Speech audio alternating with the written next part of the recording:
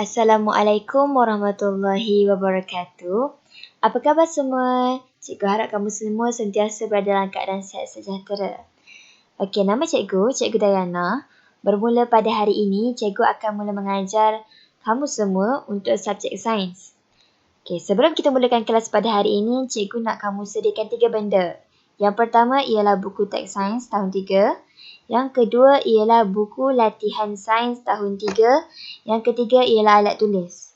Okey, ketiga-tiga benda tu dah ada ke di depan awak? Okey, semua dah sedia. Okey, jom kita mulakan kelas pada hari ini. Ini adalah buku teks sains tahun 3 yang kita akan gunakan untuk mempelajari topik pada hari ini. Cikgu nak kamu buka pada muka surat 8 hingga 12. Okey, kita nak belajar apa ya hari ini? Kita nak belajar tentang kemahiran proses sains. Yang pertama ialah kemahiran membuat inference. Yang kedua ialah kemahiran meramal.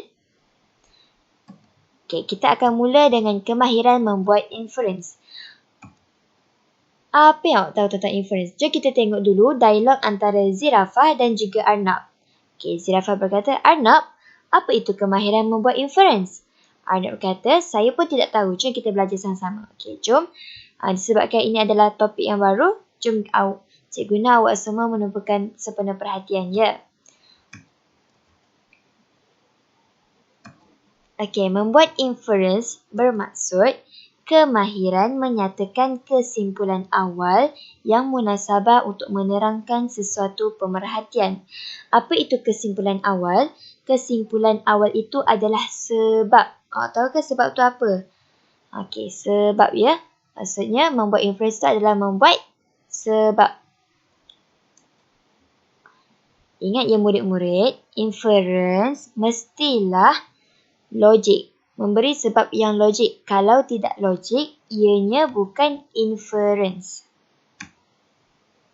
Okey, contoh-contoh inference yang betul. Cikgu bagi, ini adalah gambar bayi menangis. Kalau ada soalan kenapa bayi ini menangis, inference yang betul adalah berdasarkan logik. Jadi, bayi itu menangis pertama mungkin kerana lapar. Yang kedua, mungkin kerana bayi itu perut kembung. Yang ketiga, mungkin kerana bayi itu nak minum susu. Sebab yang tidak logik ataupun inference yang tidak betul ialah yang pertama, hilang pekerjaan. Yang kedua ialah banyak hutang. Cuba awak fikir, kalau bayi dah ada pekerjaan ke? Tak logik kan? Jadi, ini adalah bukan inference yang betul. Inference yang betul adalah inference yang logik. Okey, pandai. Seterusnya, inference boleh dibuat dengan langkah-langkah berikut. Pertama, awak kena ada pemerhatian. Bila awak nampak sesuatu perkara, awak tengok apa yang ada dekat perkara tersebut. Yang kedua, awak memberikan penerangan yang munasabah terhadap pemerhatian. Contohnya, kenapa bayi itu menangis? Bayi itu menangis kerana lapar ataupun inginkan susu. Itulah namanya kesimpulan awal ataupun inference. Okey, ingat tahu benda ni, pemerhatian perlu ditambah dengan penerangan yang munasabah yang akan membentuk sebuah inference. Jom kita tengok situasi ini, situasi antara dua orang murid sekolah. Apakah inference yang terdapat dalam pemerhatian di situasi sebelah? Pertama, mengapa pokok ini kelihatan hijau dan segar? Mungkin pokok ini disiram dengan air setiap hari.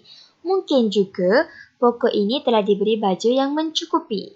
Tiba-tiba ada cikgu datang. Cikgu tu kata, bagus, kamu telah membuat inference atau kesimpulan awal terhadap pokok ini. Maksudnya, kedua-dua murid ini telah berjaya membuat inference yang betul, yang logik. Okey. Berdasarkan situasi tadi, kita tengok. Pemerhatiannya adalah pokok kelihatan hijau dan segar. Sehat itu pemerhatian. Pemerhatian itu adalah perkara yang awak boleh nampak.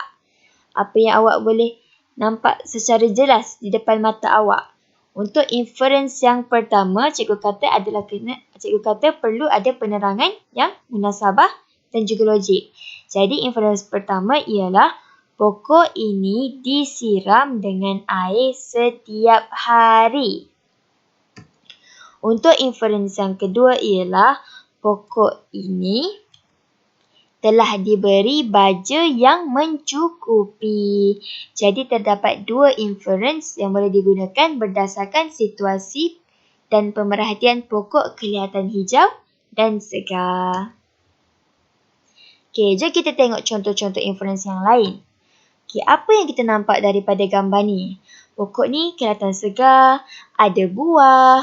Jadinya, pemerhatian yang kita boleh nampak, pokok ini adalah tumbuh subur. Okey, inference. Kenapa pokok ni tumbuh subur? Kerana pokok ini mendapat cukup air dan nutrien. Contoh yang lain, ini adalah gambar apa? Ini adalah gambar harimau. Okey, apa yang awak nampak dekat harimau ni? Harimau ini adalah carnivore. Carnivore ni apa? Sebabnya kenapa dia dipanggil carnivore? Sebabnya harimau ni ialah haiwan yang makan haiwan lain. Itu disebut sebagai carnivore. Okey, sekarang kita akan pergi kepada kemahiran yang kedua, iaitu kemahiran apa? Kemahiran meramal. Kita lihat perbualan antara dua ekor haiwan. Pertama beruang, yang kedua ialah buaya. Beruang bertanya kepada buaya, "Buaya, apa maksud kemahiran meramal?" Buaya kata, "Saya lupa." Jom kita ulang kaji sama-sama. Jadi, cikgu nak kamu semua tumpukan perhatian supaya kamu tahu apa itu kemahiran meramal. Okey, kemahiran meramal ialah kemahiran membuat jangkaan terhadap sesuatu peristiwa yang akan berlaku. Awak membuat jangkaan. Jangkaan itu adalah apa yang awak ramal.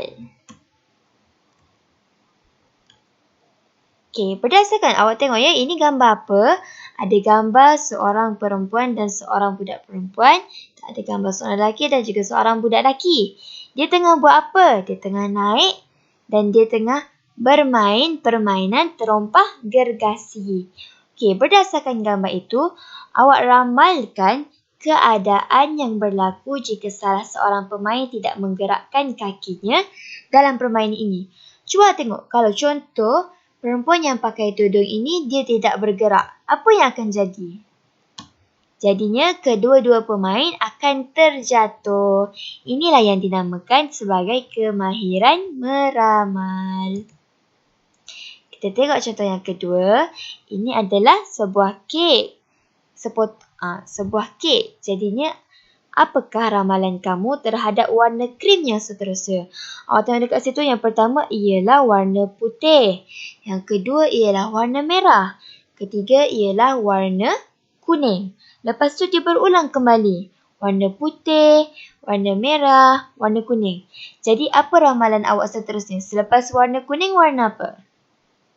Ya, betul. Warna putih. Jadi selepas warna putih, warna merah. Selepas warna merah, warna kuning. Pandai. Okey. Seterusnya, kita akan tengok peringatan. Ingat ya murid-murid bahawa meramal tidak sama dengan meneka kerana ramalan dibuat berdasarkan pemerhatian, pengalaman lalu, data atau pola. Ingat betul-betul ya. Okey, awak tengok ni. Ini gambar apa? Ini gambar ada pokok, tengah ada angin, ada petir. Okey. Apabila ada soalan ramalkan keadaan yang akan berlaku berdasarkan gambar ini. Apakah bukti yang menyokong ramalan? Ramal selalunya kalau berlakunya situasi seperti ini, apa akan jadi? Hujan kan? Okey, bagus. Okey, kenapa hujan? Apa buktinya akan hujan? Apa yang awak boleh lihat berdasarkan pemerhatian awak? Mungkin sebelum ni awak nampak dekat rumah awak, Oh, mendung. Mesti hujan. Jadi cuaca mendung. Lagi satu sebab angin kencang. Okey. Ingat yang murid-murid, ramalan juga boleh dibuat lebih dari satu. Maksudnya 2 boleh, 3 boleh, 4 boleh. Sebab ramalan ni hanyalah kita punya apa yang kita nampak berdasarkan kita punya pemerhatian.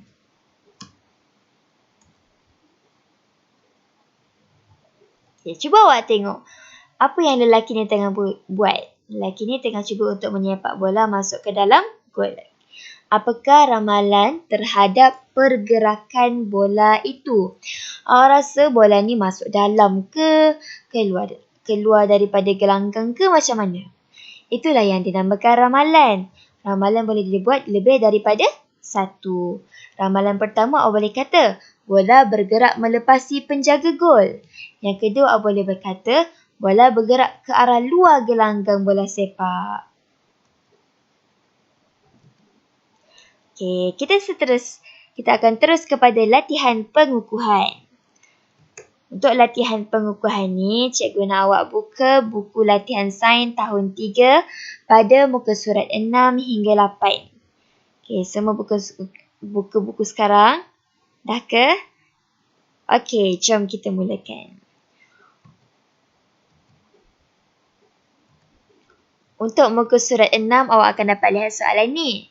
Soalan ni menyatakan bahawa, perhatikan situasi dalam rajah di bawah. Tandakan right pada inference yang betul. Okey, kita tengok pada soalan yang pertama. Tu ada gambar kereta dan ada gambar asap. Tandakan right pada inference yang betul. Kenapa kereta tu berasap? Yang pertama, enjin kereta panas. Yang kedua ialah kereta keluar asap. Jadi yang betul adalah, nanti awak tanda ya. Okey. Seterusnya, kita akan pergi kepada latihan yang kedua. Latihan membuat inference dan meramal. Dekat situ, dia ada tunjuk gambar 2 magnet yang dipisahkan dengan cardboard dan ada sebuah kereta mainan.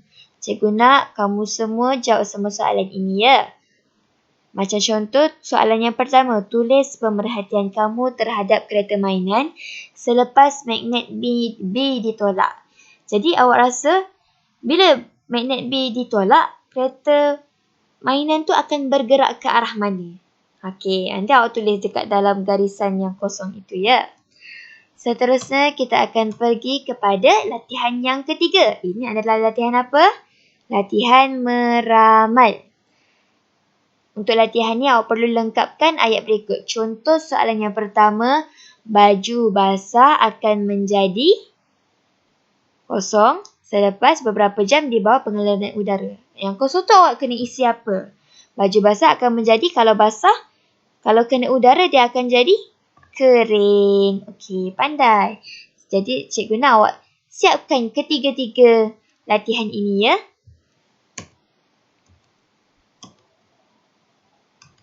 Tahniah, awak sudah selesai untuk pengajaran sains pada hari